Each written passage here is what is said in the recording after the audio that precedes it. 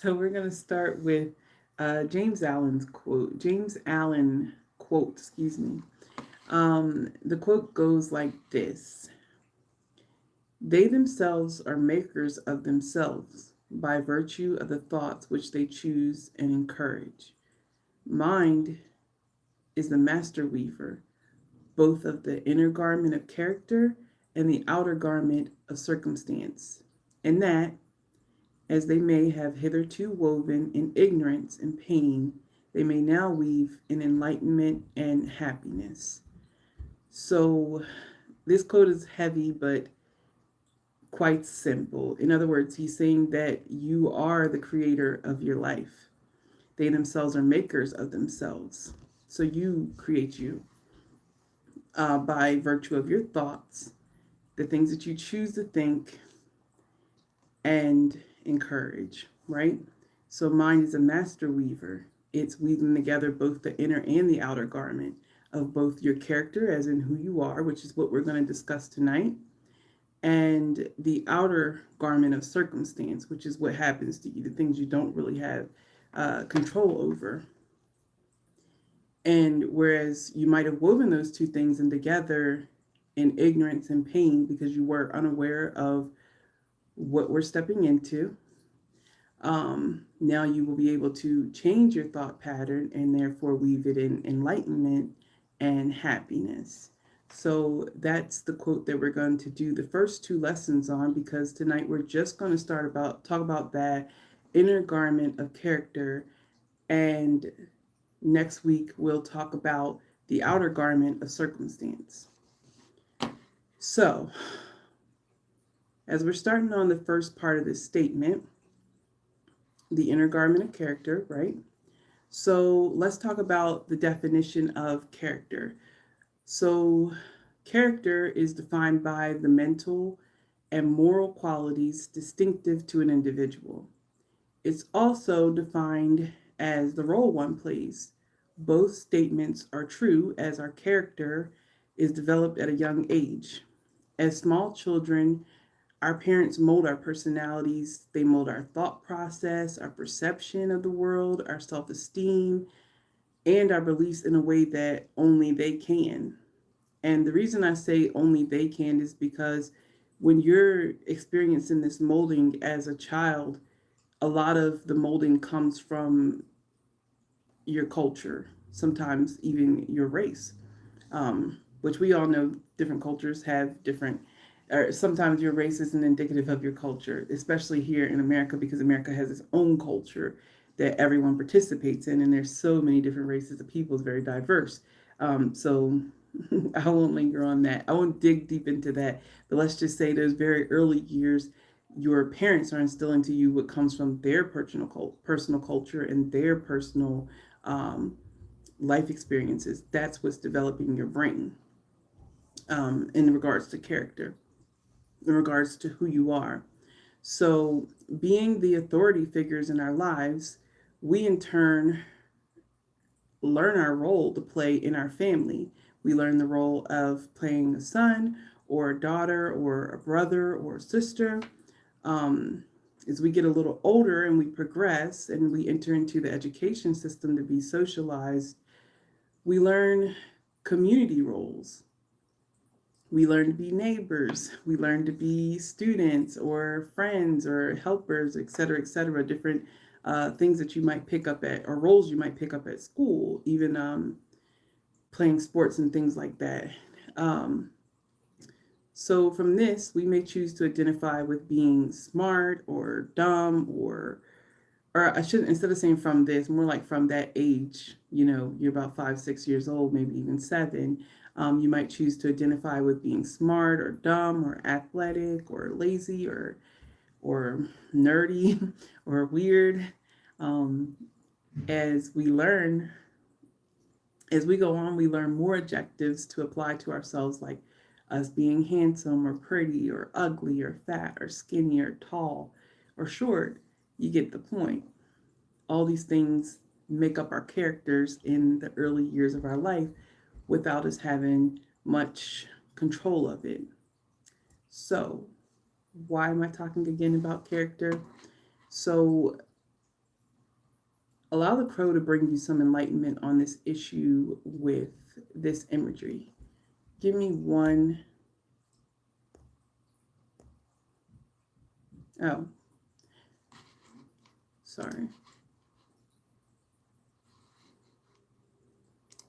I think somebody joined the chat and pulled out, but anyway. So allow the crow to bring you some enlightenment on this issue with this imagery. I want you to picture 3 homeowners with 3 backyards and take this statement. The human mind is like a garden. It can be cultivated strategically, or it can be allowed to run wild, meaning one homeowner might create plans with specific plots and different rows of vegetables, and they might even use raised beds and or what do you call it, the herb spirals and things like that in their garden, whereas the other homeowner might use less strategy and they might just toss some seeds out and not think much on what's growing together and how it might affect their garden. Either way, both gardens will produce something as long as they are tended to. The garden that has been tended to will eventually produce good fruits and vegetables or flowers, if that's what you choose to grow, whereas a garden left on its own will be overcome with brambles and weeds. And the third option, of course, is the yard where no seeds were planted at all, and it too, being left unattended, will produce weeds. So to make this more relatable, it would have been more fun if people got on the live. But to make this movie relatable, I want to bring to your mind the movie The Players Club. So the movie revolves around exotic dancers. But as we're focusing on character, let's talk about Diamond, the main character in the movie. So even though she's dancing along with her co-workers, she's the only one that's attending college. Her mindset is that she's doing what she has to do to achieve her goals of getting a degree and providing a better life for herself and her son. She's not overcome by the easy money or the attention she gets from men. And then, of course, as you go on in the movie, you see her cousin Ebony, who very quickly gets enticed by the bright lights, the parties, the money, the attention, all of that, and ends up taking the wrong path, which, relating this back to character, Diamond's garden was tended to in a different way than what Ebony's garden was tended to, right? And it shows very quickly. So not that we're going to discuss the whole movie right here, but if you've seen the movie, then you know what happens to Ebony, and she had to unfortunately learn the hard way that life is not one big party. My point is that it's easy to see that if you have 2 minds here, you have 2 minds here, or gardens, if you will, that were tended to differently. As the movie goes along, you see the downfall of the club and therefore the livelihoods of everyone involved. Diamond shows the audience that it's important to feed your mind and not get caught up in the glitz and glamour of this world.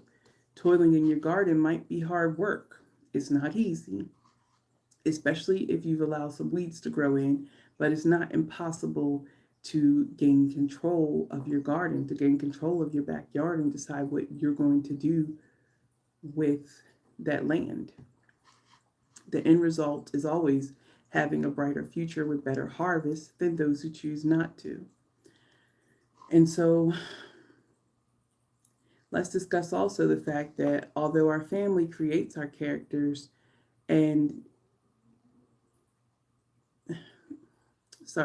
our family creates our characters, but it's still developing well into adulthood. Just like seedlings need sunlight and water to grow, our minds do as well. We should continuously make sure that we, as much as possible, find ourselves in the right environment to produce growth in our lives. Maybe there's not much we can do about where we come from or who raised us, but we can be careful about who we keep in our inner circle. This also relates directly to our consumption. A person that is on social media all day watching reality TV and other ratchet content is not a person who will likely produce good fruit in their lives. Sure, there's a lot of people who would try to make you believe that the two can coexist, but the truth stands alone. It needs no one's defense. Those same people who say that often have an area of their life where things are quite problematic. And so that's why it's important to develop your character. Let me put it this way, it's easier to focus in kind of like tunnel vision, how Diamond had, where okay, I got these 4 years or 6 years it might take me to earn this bachelor's degree, but that's what I'm going to do. And or 2 years, I don't know what she was studying, but depends on what your course is studying. The point is if you want to find yourself in a better position than where you are today, you have to have a goal and you have to focus on it, and you have to choose to better that character that you were given. And so thanks to everyone who could or couldn't join. Thanks for watching. Please like, subscribe, and share and all of that good stuff. And I will see you next time. See you next week for lesson 2, where we'll discuss the second part of James Allen's quote. Have a good night.